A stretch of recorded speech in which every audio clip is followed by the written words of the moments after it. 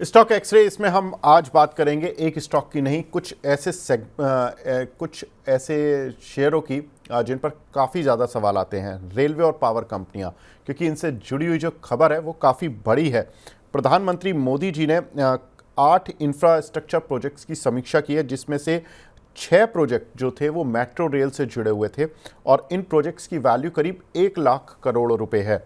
अब इन प्रोजेक्ट की समीक्षा में क्या कहा उन्होंने कहा कि भाई ये जो प्रोजेक्ट्स हैं इनको जल्दी जल्दी पूरा करो और जल्दी से जल्दी जो भी इनसे जुड़ी हुई फैमिलियां हैं जो डिस्प्लेस हो जाती हैं उनको भी ठीक से रखने की व्यवस्था की जाए। साथ ही इन प्रोजेक्ट्स को टाइमली पूरा करना है। तो ये एक कहीं ना कहीं बजट से पहले प्रधानमंत्री जी का जो फोकस है इंफ्रा प्रोजेक्ट्स को लेकर, वो थोड़ा सा इस पूरे सेक्टर के लिए पॉजिटिव हो सकता है। साथ ही ना सिर्फ उन्होंने रेलवे कंपनियों के लिए बात की, उन्होंने रूफटॉप सोलर के लिए भी करीब 363 प्रोजेक्ट्स की समीक्षा की है, जिनकी कुल वैल्यू करीब 19.12 लाख करोड़ रुपए है। अब देखें तो गांव और छोटे शहरों में जल्द से जल्द रूफटॉप सोलर की व्यवस्था की जाए, उनका ऐसा कहना है। तो ये पूरी जो समीक्षा है ये कहीं ना कहीं इस पूरे सेक्टर में जो एक रुका हुआ फ्लो था, मनी था जो सरकार की तरफ से स्पेंड होना है, उसको शायद रास्ते खोलेगा।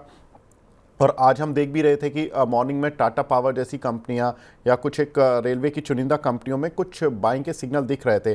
मैं एक एक करके लेता हूं। पहले रेलवे से शुरुआत करता हूं। मेट्रो रेल से खासतौर से BEML, BEL, L&T, Afcons infra, RVNL जैसी कंपनियां जो कि मेट्रो रेल से जुड़ी हुई हैं, रेलवे से जुड़ी हुई हैं। शरद सर, BEML और BEL इन दोनों में आपकी राय सर?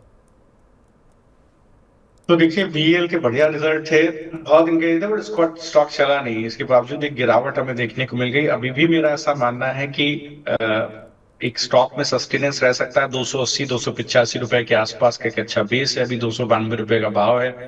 300 के ऊपर निकल जाता है, अच्छा ट्रैक्शन 310-330 की तरफ आपको देखने को मिल सकता है। तो यही अगर आप बीएमएल को देखेंगे तो बीएमएल में भी देखिए एक बहुत अच्छा मूव बना था, लेकिन ऊपर की तरफ एक सप्लाई जोन है करीब 4400 रुपए के आसपास, 4450 टू बी प्रिसाइज। मुझे लगता है यहाँ पर एक गिरावट आपको देखने को मिलेगी 390 से माफ कीजिएगा 3900 रुपए से लेकर के 3800 रुपए के आसपास का एक अच्छा यहाँ पर एक डिमांड जोन बना हुआ है। उस जोन में आ जाए तो बिल्कुल आपको एक खरीदारी का मौका देगा।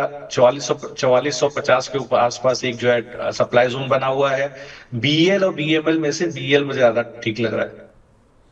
जी, L&T और एफकॉन इंफ्रा सर, इन दोनों में कौन सा ठीक लग रहा है? जी, तो देखिए एफकॉन को आप देखिएगा, यहाँ पर एक अच्छा बेस बना हुआ है करीब 515 के आसपास। तो और देखिए बढ़िया ऑर्डर बुक है एफकॉन इंफ्रा की। आईपीओ के बाद से ही देखिए अच्छा स्टॉक चला, ऑर्डर बुक बहुत अच्छी है, मार्जिन बहुत बेहतरीन है। मुझे लगता है यहाँ पर जो थर्ड क्वार्टर का नतीजा आएंगे बहुत इंपॉर्टेंट है, इसलिए स्टॉक देखिए पिछले 4-5 सप्ताह से कंसोलिडेट कर रहा है।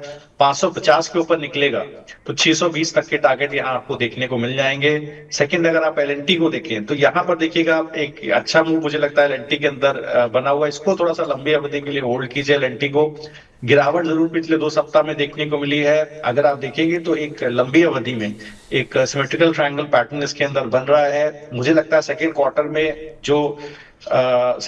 में जिस तरह का कैपिटल एक्सपेंडिचर रहने वाला है उसके अंदर देखिए एलएनटी एक बड़ा बेनिफिशियरी हो सकता है। स्टॉक कहीं 3700 रुपए सस्टेन करता तो बहुत बढ़िया रहता। मुझे लगता है इस गिरावट में कहीं 3500 रुपए के आसपास, 3500-3600 रुपए के आसपास कहीं आपको मिले, बिल्कुल खरीदारी करना चाहिए। 3400 रुपए पर अपने स्टॉप लॉस डालिए। मुझे लगता है एक अच्छा ब्रेकआउट इसके अंदर संभव है। अगर 2 क्वार्टर का समय देंगे तो मुझे लगता है 4390 तक के टारगेट यहाँ देखने को मिल सकते हैं। जी, RVNL सर, इस काउंटर पर आपकी राय? काफ़ी टूट रहा है ये काउंटर। 480 से अभी हाल फिलहाल में 480 लगा था, उसके बाद से ये फिर गिरना शुरू हो गया, अब 426 आ गया। जी, तो देखिए एक अच्छा ब्रेकआउट आरबीएनएल में देखने को रिजल्ट अच्छे आए थे। ये सब कंपनियों के नतीजे अच्छे हैं, इसका स्टॉक चले नहीं।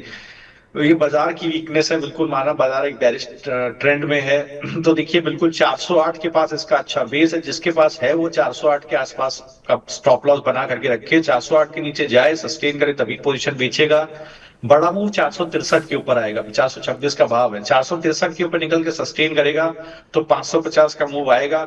लेकिन बहुत अच्छा चार्ट नहीं, जब किसी वीक में बड़ा मूव आए तभी इसको पकड़िएगा, अदरवाइज अवॉइड कीजिएगा।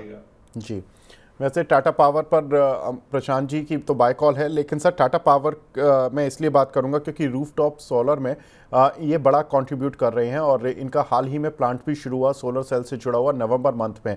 सर कैसे देख रहे हैं टाटा पावर को? तो एक देखिए broadening top pattern Tata power के अंदर बन रहा है बड़े चार्ज के ऊपर, वीकली चार्ज के ऊपर। ब्रॉडनिंग टॉप पैटर्न का बिल्कुल बेस इस वक्त टच हो रहा है 397 410 के आसपास। अच्छी बाइंग अपॉर्चुनिटी है, अच्छा स्टॉक है। स्टॉप लॉस 370 के पास रखिए, मुझे लगता है उसके नीचे जाके क्लोज करें तभी बेचिए। अच्छी बाइंग अपॉर्चुनिटी है। ये जोन कई बार टेस्ट हो चुका है, अगर आप देखेंगे तो करीब अप्रैल 2024 के बाद कई बार जोन टेस्ट हो चुका है। मुझे लगता है जो अगला इसका, अगर एलियट वेव में देखूं तो अगला जो लेग है वो करीब इसको 457 460 की तरफ लेकर के जाता है। बट मैं थोड़ा बुलिश हूं, मुझे लगता है थोड़ा पोजिशनली होल्ड करेंगे तो आपको 490 500 तक के टारगेट यहाँ देखने को मिलेंगे। ठीक है सर, अगला काउंटर वारी एनर्जीज काफ़ी उसमें रहता है चर्चाओं में, क्योंकि ये भी सोलर एनर्जी से जुड़ा हुआ है। सर इसको कैसे देखें? जी तो देखिए वारी एनर्जी को आप देखिएगा, बिल्कुल बहुत बड़ी ऑर्डर बुक है, बहुत अच्छा आईपीओ लिस्टिंग भी हुई थी, लेकिन इसका देखिए स्टॉक में गिरावट देखने को मिली है। मुझे लगता है 2700 रुपए के आसपास का एक इसमें अच्छा बेस है। 2700 रुपए का बेस अगर इसमें सस्टेन हो जाता है तो बहुत अच्छी बात है। वहां पर देखिएगा एक बार बाइंग अपॉर्चुनिटी आपको मिलेगी 27 2530 2700। ये जरूर आपको एक अच्छा बेस यहाँ पर यहाँ पर देखने को मिल सकता है।